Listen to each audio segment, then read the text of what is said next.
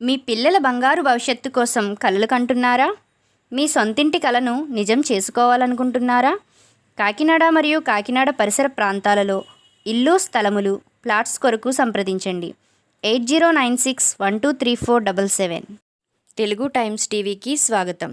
ఈ వీడియోలో కార్తీక పురాణం నందలి 26వ అధ్యాయంని చెప్పుకుందాం. అవతార నిర్ణయం. తుదకు వైకుంఠం వెళ్ళి విష్ణుమూర్తిని ప్రార్థించ ప్రారంభించాడు.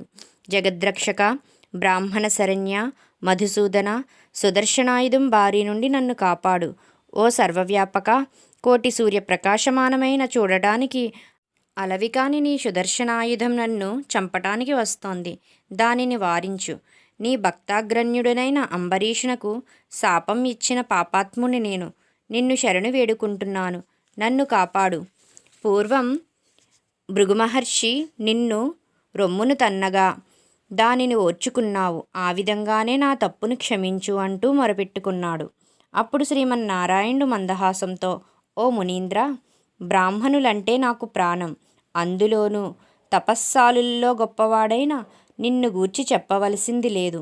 నీవు సాక్షాత్తు శంకరుడవు. నీవు బ్రహ్మరూపధారివి. నీ ముఖం చాలా భయంకరంగా ఉంది. వేల్పులకు, విప్రులకు, సజ్జనులకు, గోవులకు మేలు చేసే నిమిత్తమే నేను ఎల్లప్పుడూ యుగయుగాలలోనూ అవతారాలు దాలుస్తూ ఉంటాను. ఓ తాపసోత్తమ, నీవు అన్ని ప్రాణుల్లోనూ నన్ను చూస్తూ ఉంటావు. శత్రువులకు కూడా అపకారం చేయవు. అటువంటి వారిని నిందించావు. అతడు నిన్ను వేడుకున్నా నీవు శాంతించలేదు. నీ వలన భయపడి అతడి హృదయంలో నన్ను శరణు పొందాడు. నీవు తనకి ఇచ్చిన శాపం నేను ధరించి దశావతారాలు ఎత్తడానికి నిశ్చయించుకున్నాను. నీవు అతనికి 10 జన్మలు ఎత్తుతావని అన్న మాట కూడా అతనికి వినబడలేదు. నా మీదనే మనస్సు నుంచి తన దేహాన్ని కూడా మరిచిపోయాడు.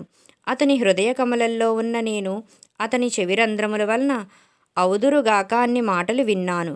నీ శాపం వృధా కాకూడదు. నా భక్తునికి కీడు కలగకూడదు. అందువల్ల నీవిచ్చిన శాపం నాకే అనుకున్నాను.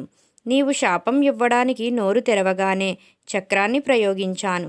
దానిని అతడే వారించ సమర్థుడు. నీవు పోయి అంబరీషుణ్ణి శరణివేడు. నీ శాపం ప్రకారం 1 చేపరూపం మత్స్యావతారం దాల్చి శంభుడనే రాక్షసుణ్ణి సంహరిస్తాను. 2 తాబేలు రూపం కూర్మావతారం ధరించి లోకకంటకుడైన హిరణ్యాక్షుణ్ణి చంపుతాను. 3 అటు మనిషిని ఇటు జంతువును కాకుండా నరసింహావతారం ఎత్తి హిరణ్యకశిపుని వధిస్తాను. మరగుజ్జివాడినే వామనావతారం పుట్టి బలిచక్రవర్తి గర్వాన్ని హరిస్తాను. జాలిలేని బ్రాహ్మణునుగా పరశురామావతారంగా పుట్టి కసాయివాడిలా రాజులందరినీ నరుకుతాను. ఆత్మజ్ఞానం లేని క్షత్రియుడుగా రామావతారంగా పుట్టి రావణుని చంపుతాను.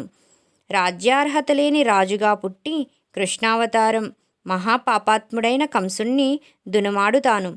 9 పాపాత్ముల్ని మోహింపచేసే నిమిత్తం పాఖండమత బోధనార్థం బుద్ధుడినవుతాను. కలియుగంలో బ్రాహ్మణ శత్రువుల్ని చంపడానికి కల్కి అవతారం ఎత్తుతాను. ఈ విధంగా 10 అవతారాలు ఎత్తి నీవిచ్చిన ఆ శాపాన్ని సఫలం చేస్తాను. ఇది శ్రీ స్కాంద పురాణాంతర్గతి కార్తీక మహత్యం మందలి 26వ అధ్యాయం సంపూర్ణం.